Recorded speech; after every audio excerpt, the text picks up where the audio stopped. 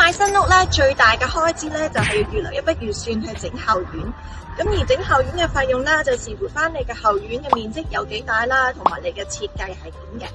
咁就預留翻大概15,000到50,000蚊不等啦。咁如果出租屋嘅話咧，淨係鋪水泥或者做一啲簡單嘅設計咧，15,000蚊內咧應該都可以做得到嘅。咁如果咧你係想打算喺後院嗰度起一個泳池嘅話咧，咁嗰個預算咧就可能要去到5至到10萬蚊啦。就以我身後嘅工地為例啦，咁建商起好咗一間全新屋俾你之後咧，佢交俾你間屋咧就一定係又新又靚啦。但係咧，佢淨係會做咗一部分嘅前院俾你，而後院咧就會好似我身後咁樣，係一片黃泥土嚟嘅。咁建商咧喺起屋嘅過程咧，其實就將啲建築土啦就壓平，咁去平整嗰個地基啦。佢交屋俾你嘅時候，後院嘅 dirt 咧，其實咧就已經係壓到死實實噶啦。咁個去水咧，其實就係非常之差嘅。一經過雨季之後啦，咁就會造成積水嘅問題啦。而後院嘅排水系統咧係冇做過任何設計嘅話咧，咁長遠嚟講咧，對屋嘅結構咧都會有一定嘅影響嘅。咁上一集亦都講到啦，白蟻係最中意一個潮濕嘅地方。如果咧後院長期唔整佢，由得佢長雜草，好容易咧就令到白蟻咧就會侵蝕你間屋啦。帶大家嚟到一間新屋嗰度睇一睇，如果唔做後院嘅話咧，幾個月之後會有咩問題咧？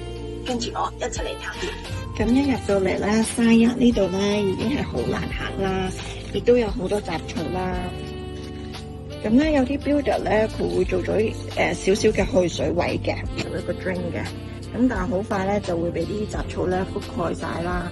咁同埋佢冇一個引水咧，去到令到啲水可以流走。呢度咧只不過係3個月嘅時間啦，咁咧就已經變咗一個叢林噶啦。生得好失控啦，已經都唔去處理嘅話咧 ，City 咧係會出 ticket 咧，去罰個屋主錢嘅，因為火災嘅風險喺度嚇。如果天氣比較乾燥嘅話咧，呢啲乾草咧一燒就會着噶啦，咁就令到民居起火咯嚇。咁所以咧，各位屋主啦都要盡翻自己嘅責任啦，好好去維護翻自己間屋啦嚇。咁啊做好後院同埋去水嚇。做後院其實最主要嘅一個目的咧，都要做好個去水。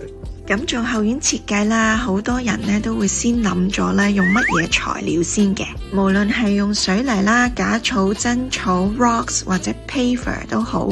Wendy 咧都想俾個小 tips 大家，畫設計圖嘅時候咧，優先考慮咗 structure 嘅設計，例如係安裝 patio cover、gazebo 或者係一個 shed。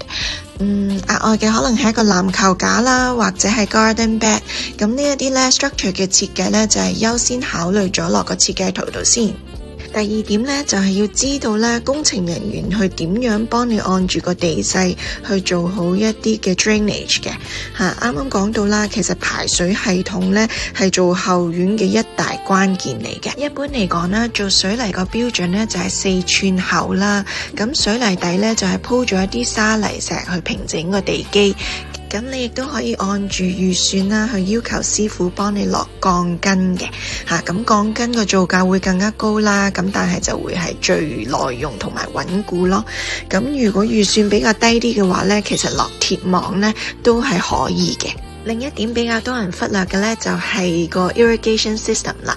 咁如果中意種花或者諗住種果樹嘅朋友呢，可以呢同師傅要求埋整一個嘅自動灑水系統咯。另一個 tips 呢，就係做水泥嘅時候呢，要離開個 fence 有1尺到1尺半嘅距離，亦都唔好喐到呢1尺以內嘅泥土啦，令到個 fence 傾斜或者倒塌。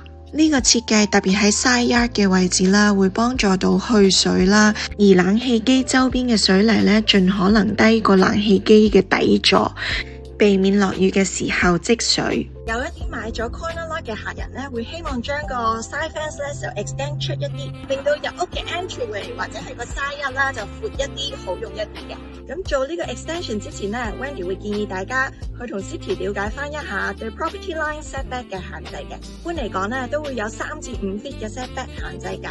Wendy 咧成日都會提醒大家啦，買新屋嘅話咧，一定要預留一筆預算去整好個後院嘅。我係北加州房地產經紀 Wendy Lam， like and subscribe 了解更多房地產資訊。下次再見，拜拜。